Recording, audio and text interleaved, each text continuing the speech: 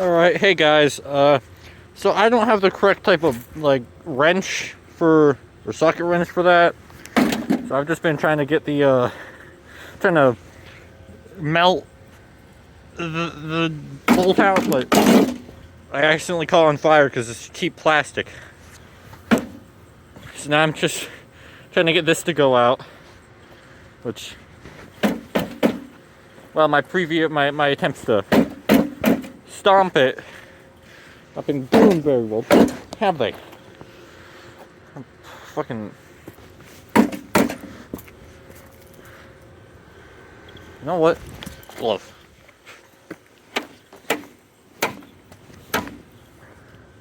Yeah! Woo!